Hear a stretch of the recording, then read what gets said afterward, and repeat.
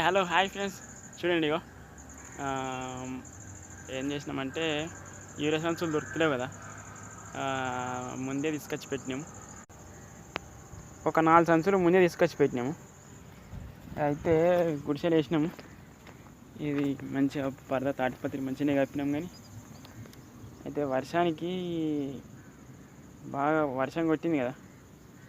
వర్షానికి ఇది కిందికేని ఇది కాలువ ఉంటుంది మాకు, నీళ్ళ కాలువ. ఊరి నుంచి వస్తే వాటర్ ఇవి మొత్తము కాలువకి వెళ్ళిపోతాయి. అయితే ఆ కాలువ ఏం చేసిందంటే నిండింది. ఫుల్ వాన కొట్టింది కదా, నిండి మొత్తం ఇండ్లకు వచ్చింది. ఇట్లా ఇది మొత్తం నిండింది. కాలువ నిండి ఇక్కడ వచ్చింది. యూరియా బస్తాలు అయితే మస్తు కప్పినాం, కానీ అయినా కింద సంచి మొత్తం తడిసింది. బస్తాలు కనబడుతున్నాయి.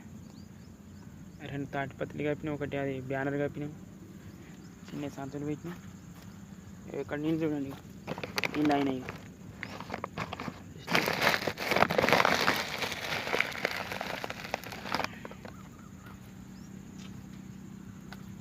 అదే ఈ ఎరువు ఎట్లది ఎరువు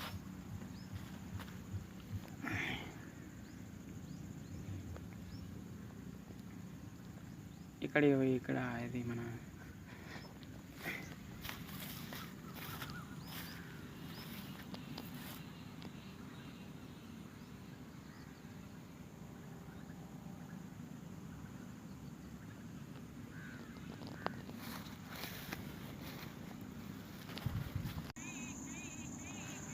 మొత్తం చెరువు నుంచి వచ్చే వాటర్ ఇవి.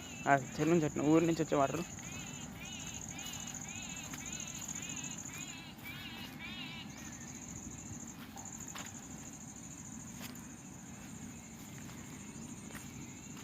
అయితే ఇక్కడ వేరే శని వాళ్ళు ఏం చేశారంటే ఇక్కడ నుండి